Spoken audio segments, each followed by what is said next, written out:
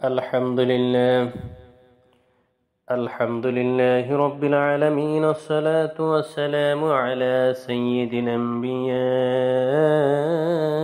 والمرسلين وعلى آله وأصحابه أجمعين। সম্মানিত দর্শক শ্রোতা ভাই ও বন্ধুরা, পবিত্র শাবান মাস চলছে। যে রাত্রের ভিতর আল্লাহ রব্বুল আলামিন এমন একটি রজনী রেখেছেন, যে রজনীতে আল্লাহ রব্বুল আলামিন অসংখ্য গুনাহগার বান্দাদেরকে ক্ষমা করে দেন। এই মাসে এই পবিত্র রজনীতে আল্লাহ রব্বুল আলামিন যেন আমাদের সকলকে মাফ করে দেন, বলুন আমিন।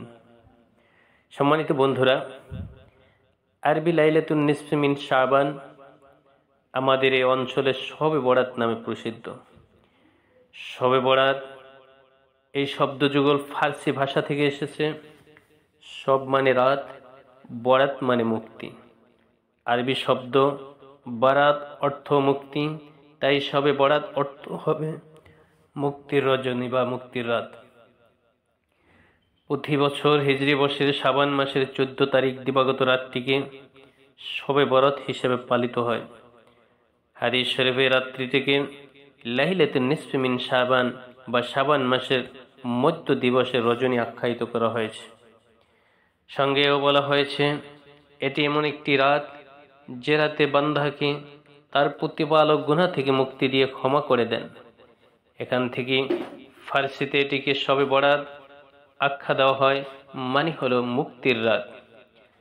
হাদিসে এসেছে, মুআয ইবনে জাবাল রাদিয়াল্লাহু তাআলা আনহু থেকে বর্ণিত, নবী করিম সাল্লাল্লাহু আলাইহি ওয়াসাল্লাম বলেছেন, আল্লাহ তাআলা অর্ধ শাবানের রাতে অর্থাৎ শবে বরাতের রজনীতে মাখলুকের দিকে রহমতের দৃষ্টি দেন এবং মুশরিক ও বিদ্বেষ পোষণকারী ছাড়া সবাইকে ক্ষমা করে দেন।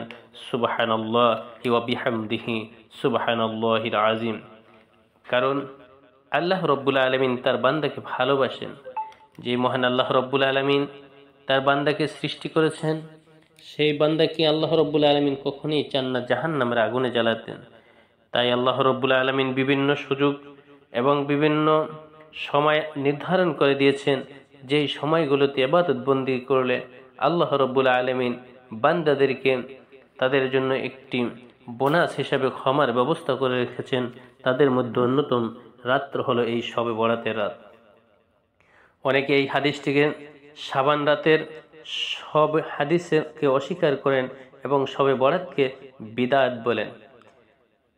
বন্ধুরা, যারা এই রাত্রিটিকে বিদআত বলে মনে করেন, কিন্তু সে ব্যাপারে ইমাম মুনজির ইবনে রজব, নুরউদ্দিন হাইসামি, কাশতালানি, জুরকানি এবং অন্যান্য হাদিস বিশারদ এই হাদিসটিকে সহি বলেছেন। আলহামদুলিল্লাহ। কারণ আল্লাহ রব্বুল আলামিন তার বান্দাদেরকে বিভিন্ন সময় নির্ধারণ করে দিয়েছেন, যেই সময়গুলোতে আল্লাহ রব্বুল আলামিনের ইবাদত বন্দি করলে অধিক পরিমাণ সওয়াব লাভ করা যায় এবং বান্দাদেরকে আল্লাহ রব্বুল আলামিন ক্ষমা করে দেন। তার মধ্যে অন্যতম হলো এই শবে বরাতের রাত। কিন্তু যারা শবে বরাতকে অস্বীকার করে তারা আল্লাহর নবীর হাদিসকে অস্বীকার করে, আর যারা আল্লাহর নবীর হাদিসকে অস্বীকার করে তাদের অবস্থান কোথায় হতে পারে আপনারা একটু ভেবে দেখুন। শুধু তাই নয়, বর্তমান সময়ে প্রসিদ্ধ শায়েখ নাসিরউদ্দিন আলবানী সিলসিলাতুল আহদিসিস সাহিহা গ্রন্থে এই হাদিসের সমর্থনে আরও 8টি হাদিস উল্লেখ করেছেন। তিনি বলেছেন, এসব রিওয়ায়াতের মাধ্যমে সমষ্টিগতভাবে এই হাদিসটি নিঃসন্দেহ সহি প্রমাণিত হয়। তারপর আলবানী ওই সব লোকের বক্তব্য খণ্ডন করেন যারা কোনো ধরনের যাচাই বাছাই ছাড়া বলে দেন যে মধ্য শাবানের রজনী তথা শবে বরাতের ব্যাপারে কোনো সহি হাদিস নেই। আসলে আল্লাহ রব্বুল আলামিন যাদেরকে হেদায়েত দেন তারা খুব সহজেই আল্লাহ রব্বুল আলামিনের পথ পেয়ে থাকেন, আর যাদেরকে আল্লাহ রব্বুল আলামিন হেদায়েত দেন না তারা আল্লাহ রব্বুল আলামিনের বিশেষ বিশেষ নিয়ামতগুলোকে, বিশেষ বিশেষ ইবাদতগুলোকে অস্বীকার করে থাকেন। সুতরাং যারা বলেন শবে বরাত বলে কিছুই নেই, তাদের দাবি কিছুতেই সঠিক নয়। কারণ শবে বরাত শব্দটি হাদিস শরীফ নেই বটে, কিন্তু লাইলাতুন নিসফি মিন শাবান এই শব্দটি হাদিসে উল্লেখ আছে, যা আমাদের কাছে শবে বরাত হিসেবে পরিচিতি পেয়েছেন। পক্ষান্তরে অনেকে এটিকে ইসলামের সবচেয়ে গুরুত্বপূর্ণ রজনী মনে করেন, একই সঙ্গে বলেন এ রাত্রে বান্দার ভাগ্য নির্ধারিত হয়। তারা এর প্রমাণস্বরূপ কোরআনের আয়াত দেখান। আল্লাহ তাআলা বলেন, হামিম, শপথ উজ্জ্বল কিতাবে, নিশ্চয় আমি তা নাজিল করেছি এক বরকতময় রাতে। নিশ্চয় আমি ছিলাম সতর্ককারী, যাতে সব গুরুত্বপূর্ণ বিষয় নির্ধারিত হয়। এই নির্দেশ আমার তরফ থেকে, নিশ্চয় আমি দূত পাঠিয়ে থাকি। ইকরিমা রহমাতুল্লাহ আলাইহি সহ কয়েকজন তাফসীর বিশারদ এ আয়াতে শবে বরাত সম্পর্কিত দাবি করলেও কোরআনের অন্য আয়াতগুলো বলে ভিন্ন কথা। কেননা আমরা জানি পবিত্র কোরআন রমজান মাসে নাজিল হয়েছে। এ প্রসঙ্গে আল্লাহ তাআলা বলেন, রমজান মাস, যে মাস কোরআন নাজিল হয়েছে মানব দিশেরি রূপে ও হেদায়েতের সুস্পষ্ট নিদর্শন হিসেবে। অন্যত্র বলেন, নিশ্চয় আমি এটি কোরআন নাজিল করেছি লাইলাতুল কদর রাত্রিতে। আপনি কি জানেন কদর রাত কি? কদরের রাত্রি হলো হাজার মাস থেকে উত্তম।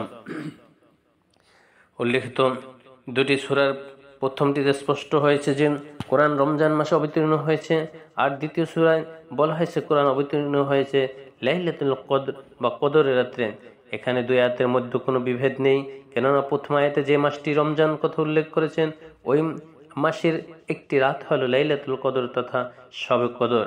আর সূরা দুখানে আমি তা নাজিল করেছি এক বরকতময় রাতে। এখানে বরকতময় রাতকে শবে বরাত হিসেবে মনে করার কোনো যৌক্তিকতা নেই, কারণ সর্বসম্মতিক্রমে কোরআন রমজান মাসে ও রমজানের কদর রাত্রে অবতীর্ণ হয়েছে। তাই সূরা দুখানের আয়াতে যে বরকতময় রাত উল্লেখ করা হয়েছে তা নিঃসন্দেহে লাইলাতুল কদর কি বোঝানো হয়েছে। আর ওই রাতে সব গুরুত্বপূর্ণ বিষয় নির্ধারণ হয়। কোরআনের বিশ্লেষণের মাধ্যমে আমরা এটাই দেখতে পাই। সুতরাং যারা শবে বরাত নেই, যারা বলে শবে বরাত নেই, তারা যেমন ভুল করেন, ঠিক তেমনিভাবে যারা শবে বরাতকে সবচেয়ে শ্রেষ্ঠ ও ভাগ্য নির্ধারণী রাত মনে করেন, তারা ভুলের মধ্যে আছেন। মধ্যম পন্থা হলো শবে বরাত তথা শাবানের মধ্যবর্তী রজনী একটি বরকতপূর্ণ রজনী, যে রাতে আল্লাহ তাআলা তার বান্দাদের গুনাহ মাফ করেন। সুতরাং গুনার বোঝা থেকে মুক্তি পাওয়ার জন্য আমরা এই রাত্রে মহান আল্লাহ তাআলার দরবারে ক্ষমা লাভের প্রত্যাশী হওয়ায় আমাদের একমাত্র লক্ষ্য হওয়া উচিত। আল্লাহ রব্বুল আলামিন এই পবিত্র শবে বরাতের রাত্রিতে আল্লাহ রব্বুল আলামিন যেন আমাদের সকলকে ক্ষমা করেন এবং আল্লাহ রব্বুল আলামিনের সন্তুষ্ট অর্জন করে আমরা দুনিয়া থেকে বিদায় নিতে পারি। আমাদের পূর্বে যত গুনাহ রয়েছে সমস্ত গুনাহগুলো থেকে যেন আমরা ক্ষমা পাই। আল্লাহ রব্বুল আলামিন যেন আমাদেরকে তৌফিক দান করেন। আমিন। ওয়া আখির দাওয়ানা আনিল হামদুলিল্লাহি রাব্বিল আলামিন। আসসালামু আলাইকুম ওয়া রাহমাতুল্লাহি ওয়া বারাকাতুহু। আলহামদুলিল্লাহি রাব্বিল আলামিন। আসসালাতু ওয়াসসালামু আলা সাইয়্যিদিল আমবিয়াই